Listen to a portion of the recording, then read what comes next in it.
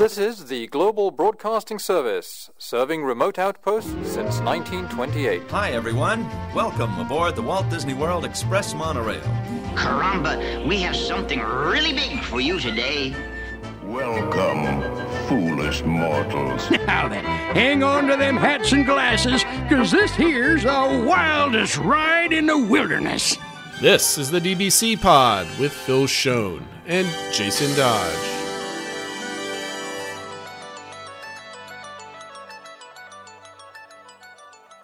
All right, friends, welcome to this week's pod, the show for the week of August 20th, 2024. And we're recording a day late because our guest host had to step out for some personal reasons. So Phil is filling in for the guest host that was filling in for you. Yep. Because you're 24 hours back from your vacation. And we were going to give you like a week reprieve from doing the show. Yeah. Got home a little after midnight last night. So yeah. So he's still on vacation mode. But we came on. We're going to do a quick show. We're going to just basically do a recap of D23 and a lot of stuff because even though we got an update, I think 12 hours before we recorded last week with Matt about Rivers of America, we still need Phil's take because Phil was going through all of this. I don't know if you want to, if you had to describe D23 in, I don't know, 5 words or less, how would you describe it? I don't know if this is 5 words or less, but I say overall, I would say big announcements, but some concerns of placement. That is definitely more than 5 words. Okay. So let's get right into it, right? Because I mean, I don't want to do 2 weeks in a row of the same kind of list, but we still have the same laundry list. But I want to go through some of the main points because the message boards have been going nuts. People have a bunch of different takes, and it's primarily Rivers of America being replaced, and it's also where the heck is Monsters Inc. Not Monsters Inc. Monstropolis going in Hollywood Studios. So that's been the big point of contention, and all sorts of people are coming out of the woodwork on Twitter and the forums and stuff like that you never heard of before, and they're voicing their opinions as usual. Which is great. It's been actually a pretty good conversation online. There's not too much like craziness, except for obviously there's always going to be some craziness. Anyway, let's go over Rivers of America. What was your initial reaction when the announced Cars on stage? Right, you were you went to sleep early because you were just finishing. You were just getting there, right? Yeah, we were just getting settled and getting ready to go to sleep to go for our first park day, which was at Animal Kingdom that we're hoping to get to a little bit early. Obviously, we'll cover that in a future episode. But I also kind of had the attitude of if I stayed up for a hearing like the start of the panel, I'm going to want to stay up for the whole your day thing. Would have been ruined because everything ended at like 2 a.m. Exactly. So I was like, I'm going to go to bed. I'm not going to watch it at all. I'll try to be asleep by like 9:30 or whatever it was Eastern time. And so, so I woke up to scrolling Twitter and the news and trying to see, I think I posted on Discord. It's like, so did I miss anything? Yeah. I mean, I did the same thing. I went to bed early. I wasn't going to try to stay up and go through all this. I didn't feel like watching through like bad streams and stuff like that. So I kind of woke up, went through the forums and watched and kind of relived everybody's kind of reactions. So what did you find out? I'm trying to think in the way you found things out. Did you find out about Cars Land and then later the artwork, or did you find it like kind of all at once? I think I saw Cars first because I tried to go backwards, and then the art, but it was pretty close together. Okay, so you didn't have time to be like, Cars Land, and then oh my God, where they're putting it, right? So it was basically simultaneous. Yeah. Right. Okay, so what did you think about the IP placement, and what do you think about the literal placement? Yeah, so we heard rumors about Radiator Springs Racers coming or something like that. So I guess I wasn't totally shocked by Cars. I was initially excited when I saw the concept art because I was like, oh, that's different. Like it's Cars, but it's in a different setting. We're not just getting a clone of what's in California. That's exciting. And then when they said that it's going to go, where Rivers of America is and take out Tom Sawyer Island, all that sort of stuff, I tried to absorb all that. I tried to think of it from a lot of different views, and I've seen, several posts from people that are in the know that were saying even things just like the rivers themselves are just a ton of maintenance, and Park Ops was even asking them, you got to do something, like we can't just keep it, it's kind of on life support as it is. So I'm like, okay, well, there's that angle to it. So if they have to do something, they're not just going to spend hundreds of millions of dollars just to have an island that not a lot of people go to. They're going to make it if they're going to spend the money, they're going to want the return on their investment. So I was like, okay, I guess I can kind of understand it from there. It's obviously going to be a drastic change to that part of the park that's already been undergoing a lot of drastic changes.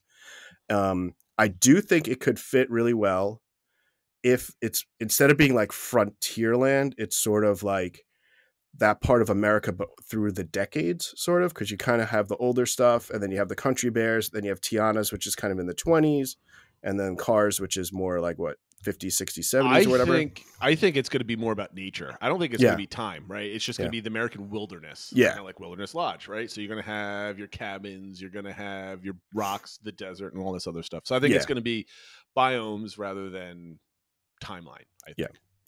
Yeah. But I think it can fit, especially now with Tiana's there. I think it kind of starts to make more sense versus where it was much more fixed in one time. So I mean, go ahead, finish up. I was just gonna say, but overall, I'm sad to lose the riverboat and the rivers and Tom Sawyer Island. I'll cover it. We made a point to go there. We spent almost an hour on Tom Sawyer Island. We go there pretty much every trip. The kids love it, but I also understand it needed work. It is that there's some areas that everybody can get to, but a lot of it is like very not ADA compliant. It's like it's not something that a ton of guests get to experience. It closes early. So I guess I'm always of two minds where I'm the nostalgic part of me is sad to see it go, but I can kind of understand it from several other angles. It's hard to, justify it when kind of the big thing it has going for it is that not a lot of people go there. So it's a quiet area for people that need that. Hopefully they still have some areas like that. And one thing, which I think Scott Gustin mentioned this, was they can do this, but they really only get one shot. Oh, 100%. And so they better do it right. And if they start slashing the budget and we get like a half-baked version of that, then I'll be disappointed. But I'll try to give them the benefit of the doubt that they know that and that they didn't take this decision lightly. So I have a lot of things that I want to kind of interject with that, because I agree on a lot of this stuff. So if you want to listen to what Scott Gustin said, Matt had posted an interview with him from his Dis Happenings podcast on Saturday. So if you haven't got a chance to listen, go listen to that. I listened to that today, finally. And he's like, look, he's in the same mindset as me. It's like, you can replace it. I'm not, he might miss it, but he's not like, he doesn't fear change. I love change. I want the parks to be different every single time I go, right? Like I want to have a reason to go back. And, but he was fearful that, okay, you're going to have this beautiful thing. What is it actually going to look like after cuts, right? So I counter that, because everybody's afraid of like budget cuts and stuff like that, right? A lot of those major budget cuts came under Chapek, which had from head of parks and then CEO. I mean, he was very much, tight-fisted with money, right? And then you had one of the, and then the last time there was cuts, right? That wasn't much Chapek, but it was, what's his name for New Fantasyland when he came in and headed DisneyWorld. He slashed a lot of things. And that's because he was just bad at what he did, right? He was not long for the company. Excuse me. So I think they know they have to spend money in this, because they know this is the heart of the park. And if they screw this up, at least Josh D'Amaro is going to be like, you're the one that murdered Magic Kingdom. Yeah. You put like a bunch of garbage in the middle if they, do it poorly. And the one thing that I really appreciate what Scott was also saying was he has all the faith in the world about the creative process and the ability of the Imagineers, right? If the Imagineers had infinite budget, they could make this gorgeous, right? They don't have infinite budget because we live in reality. But Josh D'Amaro, who's going to be in charge of this money, is going to make sure that the most visited park in the world is not going to cut corners, especially when they go and want to put Villains Land behind it. That's going to be like this marquee, largest expansion to the Magic Kingdom ever. That's going to have his name on. Like, Iger put his name on all the Chinese Shanghai and parks and stuff like that. This is going to be Josh's stamp. Like, if he never becomes CEO, and this is as far as he gets in Disney company, this is going to be him. Right, this is his thing. Like, this will be his legacy if he doesn't go on to do bigger and better things within the company. And I don't think he's going to allow that to get kind of screwed up. So I have faith that the budget's going to be there, or at least everybody's going to be fighting for it. And something really bad has to happen, for it to go away. So a couple different things. So getting back to like, I want to talk more about the reaction, right? Because I talked to Matt on ending about one other last quick week. thing I did want to say, just because you mentioned Villain's Land, I do also think a big factor in the decision to do this was they realized they needed another way to get to Villain's Land. You couldn't just have it go through past Big Thunder Mountain and be like a dead end. And so if they knew they were going to have to do significant work to the river anyway, this is perfect because Wheezy and I had a back and forth on Discord the other day. It was hopefully Wheezy listens every single week. I wasn't being nasty or anything else like that. I think we had a nice cordial debate about it. But I'd love like digging in there and having like a nice combative, healthy debate, I should say. So his main proponent was, a lot of people look at concept art and they're like, I don't believe that this is going to be it because they would never do this. I'm like, well, it's in the concept art. That's all we have to go with on. So let's talk about this. So in the concept art, Phil, do you believe that there's going to be a walkway? I think there's basically a giant circle around the land that you can walk all the way around. Do you believe in the concept art there's a pathway to go from Haunted Mansion behind Cars Land back to where Big Thunder is? I don't know if it loops all the way around. You could definitely tell there's a significant walkway that's going to go to the left of Haunted Mansion. Whether that's a loop backwards, right? Yeah, whether that goes all the way around or that's just into Villain's Land. Maybe they'll be into Villain's Land and then also branch off or something like that. I'm just thinking because we'll find out more within the next year or so how things are going.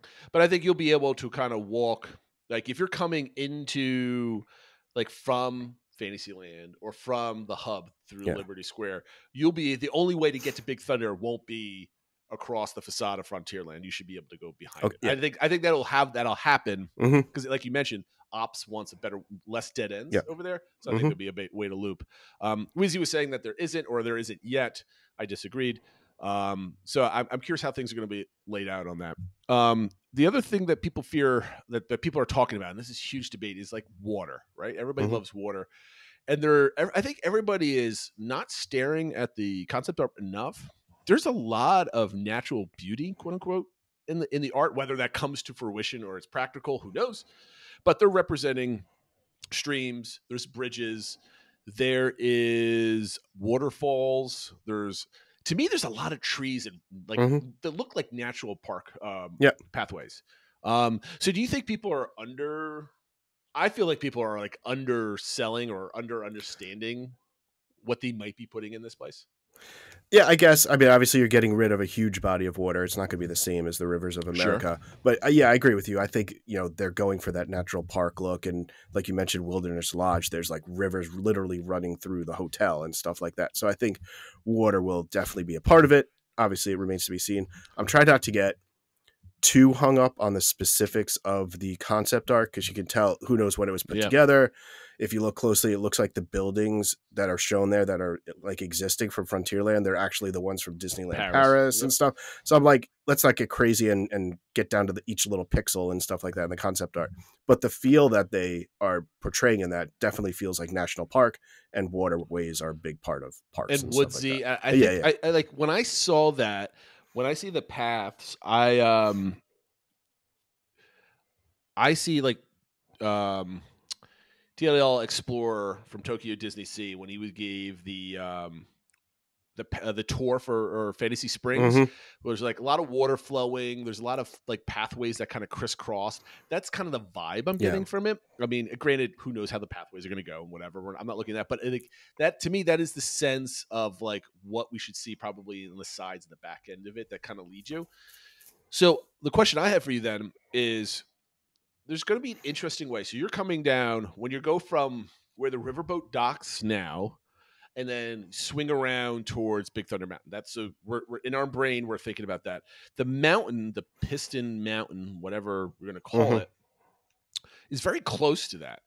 My one concern is it might potentially look claustrophobic in that area. Like it's too close to the buildings because no building is close to a mountain. What are your thoughts on like that placement? Is it going to be close? Do you think they're going to push it out towards the middle? I don't think it'll be too close. I think it'll be more in the middle and like more of a weenie to draw you into the land. And they could also use some forced perspective and stuff like that. So it's not as big as it really is and stuff like that. But it's prominent though. It'll be prominent. It'll be a weenie, like I said, to draw you in. But I think they know that it's not going to be like right next to the buildings and stuff. Another thing I'm thinking about, okay, so everybody's concerned about like, you have Tiana's and you have Frontier, but now you have cars driving all over the place. Do you think they're going to make an effort to hide the cars where like maybe they take banks, but the banks are like pushed away from the walkways where you can't really see them? Maybe you can hear them, or do you think they're going to lean into kinetics of like cars racing through that area? I think that's a really good question, and I don't think there's going to be a way to block them 100%. Sure. And even if they're electric, you'll hear something, and you'll hear people screaming. I'm assuming it'll have some thrilling elements to it. Not that it'll be a roller coaster or something like that. But it's a non-kiddo ride too. Yeah. So there's probably going to be some height requirement to it. So I think you'll be able to see them. And that's why I was kind of getting at a little bit with like kind of removing the time element of Frontierland or representing multiple time periods, that you'll have Tiana's, which is in one period. Like it'll make more sense to see cars in this version of Frontierland than in the prior version or the current version. And I don't think they'll be like right there, but you'll like catch glimpses of them through the trees and stuff like that. So that'll add some kinetic energy, but it's not necessarily dominating it when you walk right in. Yep, I think a lot of people have to remember that Disney's very good at creating natural beauty. I mean, I look at the Journey of Water, I look at Disney Sea, and I think they can use that to the benefit of the land. And so I just hope that they're able to do that. Like I share Scott's concerns, but I think also there's some politics that might make sure that this looks good, because if this looks bad and it opens terribly, that's going to impact Villains Land, which they really want to show off. I mean, I think they're like hyped to bring this to Magic Kingdom, because they need this to be the crown jewel for the next decade, because that's going to go, that Villains Land is the answer to Epic Universe, in my opinion. Right? There's going to have all this ancillary stuff to fill out all the parks, but Villains Land is going to be like, they're going to hold this thing up, right? They're going to elevate this land. So, so my next point, I kind of brought this up with Matt, but we did dive deep into it. I don't know if we can dive deep into it, but what is your sense of, because I when Josh said that all this is going to be open in 5 years, right? There's a 5-year timeline for everything that was announced, right? There's no blue sky, there's no maybes. But we also have a timeline of 10 years of investment, right? And they always said, and everything can change, right? They said the investment's going to come on the back end, more towards the back end than this. Is this 5-year timeline the middle of this 10 years? Or did that timeline get pushed up to 5 years? Because I have a feeling that we're going to get the Cars Land, we're going to get the Villains Land, and then in the back half of that 10 years, there's other expansion pads that Disney can use, right? So I think all the rumors for like Moana and Adventureland, the expansion pad behind Big Thunder and all this other type of stuff there could be plans for that are just right now blue sky, because they have to build cars and villains. But then again, you have and I want to pivot to this, is the stuff that's going on in Hollywood Studios, right? So we got Monstropolis, and there's a big debate, and we'll talk about the debate of where it's going to go in that park, right? It's either Muppets or it's either going to be an animation courtyard. And everybody's saying there's people that are in the know that have been reputable insiders, quote unquote. They're both saying with confidence that it's going to be one of those things, right? Some people are saying this way, some people are this way. But like, they're not maybe. It's going to be Muppets. No, it's going to be Animation Courtyard. These people usually get things right. So there's a lot of confusion going around. But I think what also a lot of people are saying, that Muppets is eventually going to go away also in some form in Hollywood Studios. So again, I take the same thing as, let's say Monstropolis goes in the Muppet Courtyard in Grand Avenue over there. I think they're saving Animation Courtyard for the much bigger expansion that's going to go back there when either Zootopia hits, right? And they're waiting for that to be $1 billion Inside Out 2 like success. Or if that's not the case, Incredibles 3 that comes out, they're hoping also is going to be $1 billion plus type movie, where that larger property, other than Monstropolis, goes back there because they have much more real estate back there to play with to create a bigger land. And Monstropolis is basically going to be a single ride, because we had the door coaster, but they still sell a lot of merch, right? So that might be a nice place to kind of tuck away like a single ride with maybe a show and a lot of restaurants and merch to kind of sell. But then the big land, the next Galaxy's Edge, is going to go back there. And Monstropolis, again, I know I've been talking for a while, but again, Monstropolis doesn't look like a bigger land. It looks like more of a mini land. In Animation Courtyard, that space back there is for a much bigger property that's going to bring in more people. What are your thoughts on both sides, where people think that this is all we're getting? I think this is half of what we're getting, and there's plans for the quote unquote back half of that decade. I definitely think that as of now, there's pencils. The plan is there will be more, whether this is 50%, 70% of it. I don't know, but there's going to be more. I also wasn't quite sure if Villains Land was included in that 5-year time frame, because I know that was it was okay, because I know that was Josh kind of added on as like an add-on thing. No, Josh said everything you see here today, okay, shovels are moving. This will happen within 5 years. Okay. I believe they were talking about this on Matt's podcast, and like they referenced like Josh like had to like correct somebody. It's like, no, everything is happening, and there's a 5-year timeline for everything. Because Villains Land looks pretty ambitious, so I guess I'm almost like I'm okay if they take an extra year or something to get that right. Well, right. Okay, I mean? let's say 6 years, but that's still not. But still, yeah, exactly. So I still think there's going to be a couple more projects coming after that, at least like Moana and maybe expansion to Avatar and stuff like that. So yeah, I definitely think there's coming more. As to the Monstropolis and stuff, my view is they know they want to do this door coaster, and it makes sense in Hollywood studios. They don't know where it's going yet. They haven't decided on it. I think they know where it's going. See, I don't think they've decided on it yet. I think they're going to figure it out when they think about what else is going to happen in that park, and then that'll dictate which part of it is. So I think this is going to be one of the latter things to get started, and they'll, like you say, see how other properties do and that sort of thing. And it's not necessarily set in stone yet. I think it's set in stone. I think there's something that's keeping them from announcing it, and I think it's just bad inter-department communication. Like all of a sudden, like we can't announce it because we need to. I think I don't know if it was. I listened to both podcasts. I don't know if it was on Matt's podcast or Len Testa's podcast where they were saying if it's in Animation Courtyard, they need to move a lot of people. Maybe there's an HR reason why they can't move. Whatever. Yeah. There's a lot of offices and infrastructure back there. Yeah. So I think they know where it's going. It's just they're not dropping that info right now because it's probably Muppets. So my question to you is, are you sad and angry that the Muppets are going, or it's like it's time to move on? Where do you stand on that? I guess on the spectrum, I'm closer to the sad and angry that if it replaces Muppets, because there isn't a lot of Muppets in the parks, and I love the Muppets, and the fact that there was the chance that that's where it's going, we made sure to see it this trip, and I was laughing my tuchus off, and my son got a kick out of it, and it's obvious, it's the last thing Jim Henson worked on and stuff like that. So I don't know if they had more plans for the Muppets, and it's like, okay, we're closing this, but because of this reason, and we're gonna have Muppets elsewhere, or we're gonna move, this historical movie almost somewhere else, something like that. I think that would be easier to take, but to just bulldoze it and say goodbye to the Muppets, I would be upset about. So I'm hoping it's not going there unless they tell me there's other plans for the Muppets. See, like I have such different takes from a lot, or at least different takes from all the loud people that are out there on social media, right? Because I don't mind. If you recall, when we had Len Testa on our show, literally like 3 years ago, we talked about bulldozing Rivers of America, and Len threatened to jump off our podcast right away. He says, whatever you add there has to be good, right? Yeah. So I'm a proponent for bulldozing Rivers of America. I'm also a proponent for getting rid of the Muppets. And no disrespect to the folks that love the Muppets. I understand why like something like that is dear. They love the characters, and if they're going away, there's nowhere they can see them. And I understand that. Like, I'm not saying get rid of them, ha ha ha. I'm saying from a business and ops point of view, you're not selling a lot of merch for Muppets, right? I think the Muppets Haunted House was really fun. That was the only like Muppets thing that our family watched that actually were liked afterwards.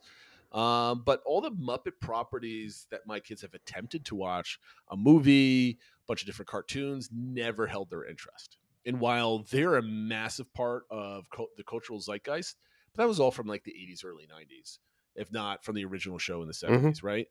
And I just don't think they have any cultural relevance anymore. And it's not for Disney's lack of trying or Disney's lack of ability to create good content with the Muppets. They've definitely tried, and they've put money and time on it over and over again. I don't think any of that new stuff is gripping, young people today. So like, it's just an aging property. And, I think that's fair. And even when we went to see it, you could tell like the monitors in the pre-show are all, old school TVs and stuff like that. Like it definitely needs some updating for sure. And another thing that I have to say, it's basically you mentioned it also, the historical reference that this is the last thing that Jim Henson worked on, and that whole line of questioning. Your mic is off, by the way. Is that I hate, and I don't use the word hate. I strongly dislike, right? Let's put it that way. I strongly dislike where people, well, we got to keep this because it's historic. Oh, it's always been this. We got to keep. Like, you could put that film somewhere else. I mean, you could store it somewhere and make a non-3D version of it and put it on Disney Plus if you want to, or something else like that. But I don't think the parks should have to keep a relic, because it is a relic, right? It's a historical piece of, property, just because it's a certain thing. Again, I don't like the parks being museums. And somebody said to me, like, okay, well, you want to get rid of Rivers of America and stuff like that. You know what? Pirates in Haunted Mansion could be next. And I'm like, well, if Pirates in Haunted Mansion got to the point where they were so unpopular that people barely went in there, they were not selling merch, then I'd be sad. If I was 60-something years old and they're getting rid of Haunted Mansion, fine. Because you know what? It had its moment in the sun. It's lost. Please put something in there that's going to be even better, right? So I'm always a fan of change. I will never be sad that something, I mean, I might be sad, like, if the Tiki Room kind of goes away. I love that. But again, if it's going to make its way for something good, right, then I'm kind of for that. So other than Monstropolis, Cars Land, and Villains Land, there's a lot of little things. I don't even think like the Tropical Americas and all that other stuff was really exciting, because it's like, we knew that was coming. It's a nice confirmation, right? Other than maybe we don't know what the Encanto ride vehicle is. Anything else from Animal Kingdom, that announcement? Yeah, just real quick. I guess the latest stuff I'm hearing is that it's going to be an Omnimover ride, which I think could work really well and be a huge people eater, which would be great to add capacity to the park. But I guess we'll see. The one thing that jumped out at me is in the model was how big the show building. I was just going to say that. Yep. For that ride. So it's that huge. got me excited, because in the first concept art, everyone's like, oh, is it just going to be like you're walking through the little casita and stuff? Because it didn't look like anything behind it. And now we got the model and there's this huge area. It's so massive. That got me excited. I'm excited, or happy that the carousel is kind of more all animals together from Disney. It's not just Coco, because that seemed kind of like, we're not doing Coco Land, but we'll give you a carousel. It kind of felt a little forced, so this seems better. The only thing, and this is more a thing we didn't get, I was hoping to hear more about, and we're going to have these animals as exhibits and stuff like that. So I'm hoping we do get some live animals as part of it, but they didn't talk about that. But I'm glad I'm also glad they mentioned, like, you'll have some time to ride Dinosaur. I guess that's going to last for a little while, but there's going to be shovels in the ground for. We predicted that. I mean, a lot of people were, right? I mean, you could kind of make a little. But they said, it sounds like the other part's going to start soon and be going in earnest by next year. So that's exciting that we're going to start seeing stuff happening. Yeah, I just right before we started the podcast, BioReconstruct has been putting out some aerial shots of the Magic Kingdom, and he had a really good shot. You liked it, actually. You liked it, and it had a really good, because the permits for new canals right outside of Disney World, there's going to be a ton of like demolishing a lot of trees coming back there, and I have a speculation. This is going to be an interesting to watch for the next 5 years. So if you do an aerial shot, go find BioReconstruct shots, go look at the permits, whatever way you like looking at us. There's basically blocks, long strips of trees in between. They look like islands because there's roadways going in between them. 2 of those things are going to be basically bulldozed for gravel yards, basically, and lay down yards, basically where they're going to put all the cement and all the pipes and all the equipment and all the earth movers are going to be situated. This is like a staging ground for equipment and materials. If there wasn't anything that's going to be going on this space in the future, they'd be probably offsetting this somewhere else. But this is like literally, you'll be able to see this from the monorail, all this demolished. So that leads me to believe also, when we're talking about future editions, there might be used, this might be used for other stuff, because once they start putting all the gravel down and working off this stuff, that's going to really be setting the earth down a little bit. And it'll potentially allow construction in the future. So that's something to think about going down. The only other thing, I want to go through this list because I was going to bring up the nighttime parade at the Magic Kingdom, but I want to go through our list. So if you remember 2 weeks ago, we asked everybody and we kind of listed things that we feel confident would be announced, things that would be less confident, like 50-50, and long shots. Yep. And boy, were we terrible at this. So things that we were confident about were Tropical America's overview. I didn't think we got as much as we wanted, but I think that constitutes what we were kind of expecting. Yep. We got the announcement. We actually were confident announcement about a nighttime parade. We got that. What are your feelings about this nighttime parade? Because I'm very confused at a nighttime parade at Magic Kingdom. I always was, because you're going to have so many people in the hub for Happily Ever After. Where and when is this parade going to go through? Oh, yeah. We've talked about logistics in general in Magic Kingdom and how we try to avoid the hub in general already. So I'm excited in theory for a nighttime parade because I love the nighttime parades way more than the daytime parades. So I'm excited for what the parade is. I'm concerned about the logistics. I'm hopeful that at least in busy times, they run it twice a night before and after fireworks to try to help disperse people. And this way, some people stick around after the fireworks versus everyone leaving at the same time. I guess we'll find out. But I guess we'll see. Because that's always been sort of the talk is like, well, they don't really need a nighttime parade. Everyone's already there in the hub for Happily Ever After. But if it's the normal parade route, you're not going to be able to escape the park because it's going to go right down Main Street and then out by the firehouse. Yeah, right? They'll have to have the back, the side things open and stuff like that. There's got to be more than that because there's not going to be able to enough. Because when you go there, I did the nighttime parade for the Very Merry Christmas Party, and we were trying to leave at the tail end of that parade to kind of get to the buses faster, which was a major mistake because the bus didn't come for another hour anyway. You can't cross the parade route. No, you can't at all. Yeah. So you're stuck unless you're on the left side of Main Street as you're heading towards the train station. That's the only way you're able to get out because it crosses over in front of where the Christmas tree is, that little center area. So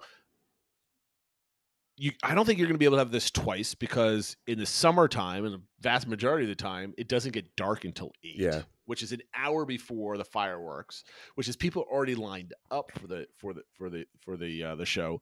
So they're going to have, I think they're going to have to try to come up with a different parade route, and it can't go near the hub. So I don't know what they're going to do. Yeah. Maybe they will, and it's just going to be a cluster. Who the heck knows? And again, this is coming sometime next year. Right, we're gonna talk about after your trip report, me planning my trip next year, which I haven't done anything yet, but I'm thinking about it. I'm like, I want to see the nighttime parade next year. Yep, but I don't even know what's going to happen. So anyway, it's gonna be interesting. The next thing on the list that we're confident is going to be announced is Beyond Big Thunder Mountain teasers. I guess that constitutes Villain's Land. I mean, that's definitely Beyond. So yeah. So I guess, but they didn't talk about Beyond Big Thunder. They didn't use that term anymore, So they got rid of that. But that still kind of counts, I guess. Yeah. And the one thing that we didn't get is test track concept art. They basically I think they just showed the one. It was just like, we're still doing it. It's open next summer. Yeah. Confirmed that when it was opening. So we already knew that. So it's just kind of like a shrug, whatever. Yeah. So I thought they were going to show more concept art, but they didn't. Things that we were less confident that could be announced. I think we kind of were half and half on this one. Tree of Life update. We got a confirmation that Zootopia is still going in there. Yep. I'm kind of excited about that. One quick thing I did want to mention about that because we did make a point of seeing It's Tough to Be a Bug this trip. We saw my kids too. My kids, they get a kick out of it, but I think they're also like not super sad it's going away. No. One thing I did notice was I think they're calling the Zootopia thing something about being together, like we're all together or something like that. And I noticed in It's Tough to Be a Bug, that's like kind of one of the main songs they sing in it is about being we're all together. So it does seem like they're trying to tie it a little bit together with good messaging. So we'll see. I'm still not sold on it, but I guess the positioning or the verbiage they use made me feel a little bit more at ease, but we'll see. I mean, anything that's to do with Animal Kingdom, give me a reason to be there. We went after it was announced, right, that it's going away, and it still wasn't. We were in the next show. Like it's not exactly that has in the crowds. A giant queue, and the queue's awesome back there, and there's no reason for it. Just like open the door, straight shot because there's never a line. The next thing on the list was Disney Hollywood Studios Entertainment. We got nothing on the entertainment. We basically got Monstropolis. We didn't even get any teasers for the Mermaid show that's opening up later this year. I think was it November? I think they're opening. I think so. Yeah. We thought maybe some DVC announcements, and I don't even think they showed anything about the new Poly Tower.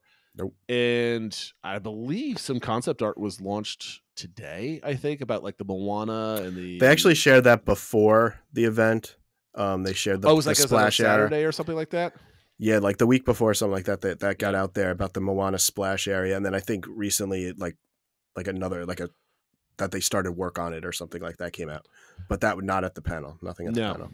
So then there was also Tropical America's ride details. So I think this counts that we got this one right, because they gave us details about Indy a little bit, at least some of it. We got some good concept art inside. We knew that it's not going to be a carbon copy from California, and then we got some carousel information, but we didn't get anything about Encanto other than maybe the show building. And we got a little bit about the plot, about it being the day that Antonio got his gift and stuff like that. So a little bit of the story.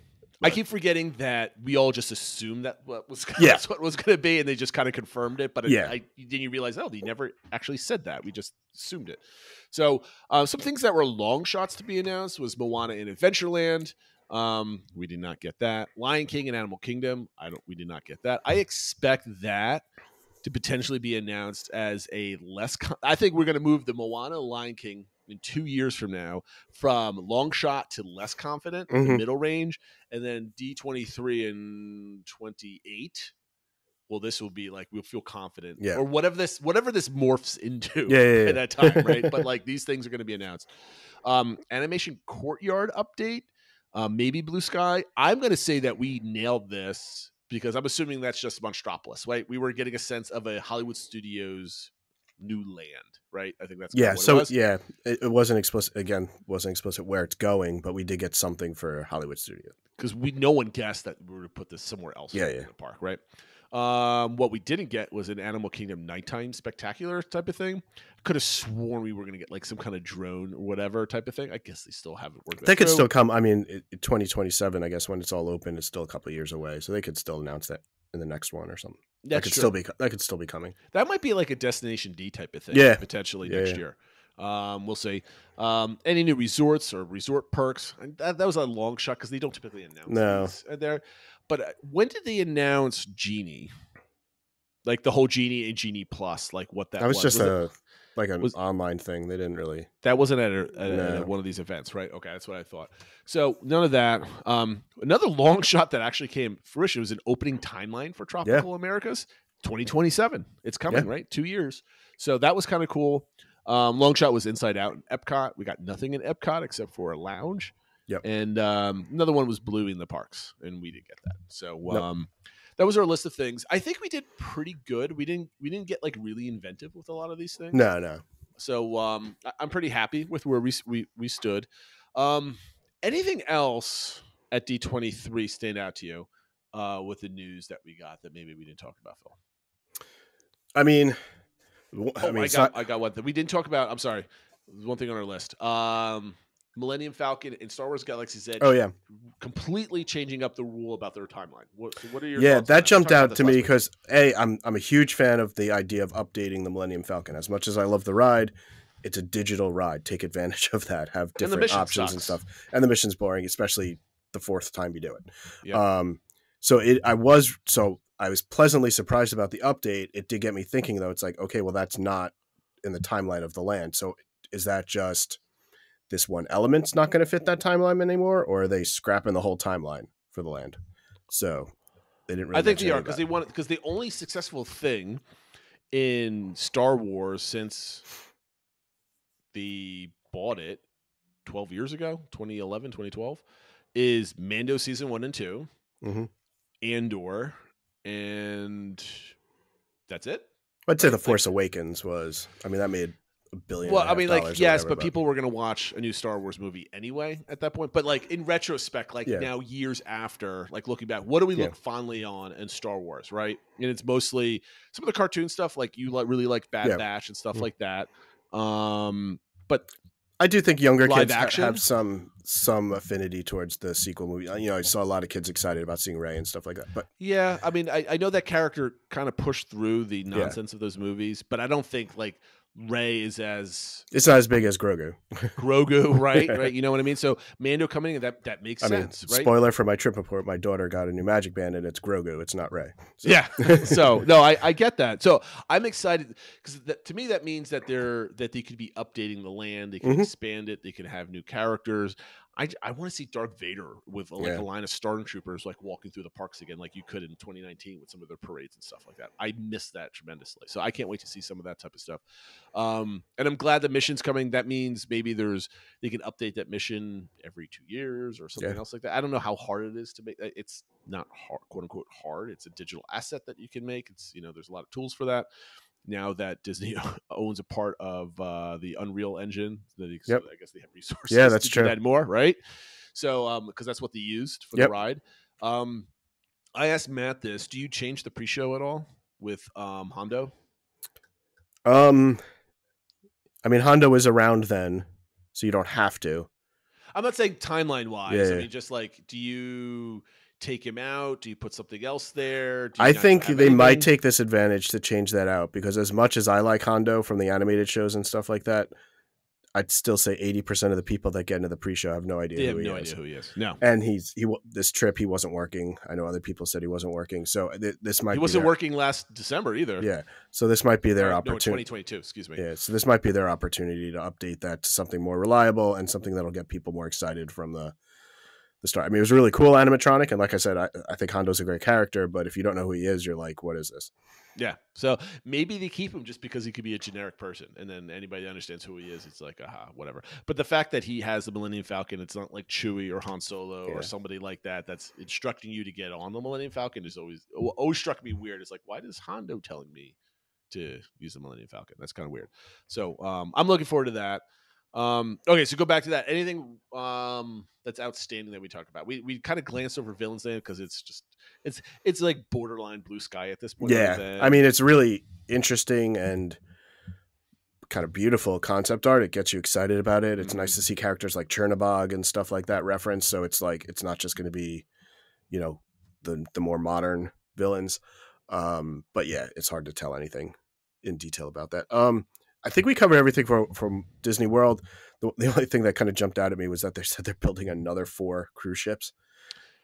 I mean, they currently have 5 in service, and they're going to have 13. Like that's a big growth in that. I mean, it makes sense. That's got the highest returns and stuff like that. It's just that's a big investment.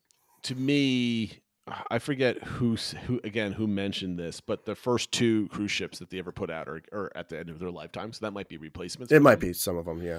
So, and also a lot of these are going all over the world too. So I mean, I think that's a big part of it is you'll start seeing them a lot more on the West Coast, Mediterranean, stuff like that, and of course Asia. And so, yeah, I'm not a cruise guy, so that didn't make my list of things paying attention to. But like, I like seeing Disney expand in different areas. To the more money Disney makes, the more money they're going to put into their entertainment areas. So I do appreciate that. Oh yeah, so I think I didn't want to do it. I mean, it's 40 minutes into it. We kind of had like the same kind of conversation, or at least the same conversation I had last week. So I tried not to kind of push my preferences, but I think I failed at that. The only other thing we didn't mention was the new Pirates Lounge art at Magic Kingdom. I'm kind of stoked for that. I'm more excited about that than. I mean, there was a lot of work going on in that area when we were there, so they're. I have a million questions for you for our 5-part trip report. At least, I mean, if anybody saw, I put a couple posts up on WW Magic in their Genie Plus where I was putting how many lightning lanes I was able to get and like what time I scanned in and blah blah blah. So I have a lot of details I kept track of. Yeah, I think we need to figure out a way to do the trip reports so it's not just like a book report. Well, that was part of my thinking with doing those posts was like, if you want to see that level of detail, it's out there. I'm not going to cover it on the podcast. But I want to get general vibes and like strategies, not like we went on this, then we went on this, and then we went on this, because we both fall into that trap when we start talking to each other. All right, I think we're going to end this here. Next week is going to be a weekly or normal Monday recording, and then we're going to do a really cool trip report. I'm literally looking forward to it. I was purposefully not asking you questions online when I see you posting, because I want to get like natural reactions on the show and actually like talk to you rather than like sitting in Discord chatting with you about it. I'm really stoked, especially the one thing, which is the nighttime safari that you did at Animal Kingdom. I can't wait, or at Animal Kingdom Lodge. I can't wait to see that. I think it's going to be great. So everybody, make sure if you're watching and listening to this, you hit the like and subscribe button. on YouTube. We appreciate all the new subscribers that have been popping in over the last couple of weeks. We really thank you for that. And then we also, while you were on vacation, we were actually on somebody else's show. Orange Grove 55. We want to thank you for that. Nice shout out to those guys there. Go check it out. And they basically replayed our whole podcast and talked over. I thought that was pretty cool. They were talking about the Scott Gustin episode and some of the fan reactions out there in the Twitterverse. So that's kind of cool. So go check them out. I think you might have linked them on social media somewhere and reposted that. So go back through the DBC pod on Twitter's history. You'll find a link there to grab it. That being said, Phil, go get some more sleep. I'm sure you need it. Thank you for hopping on Tuesday to kind of fill in. That was above and beyond after your vacation. But next week, we'll get back into it and do a trip report. But until then, have a great week, everybody. And have a good one. Take care, everybody.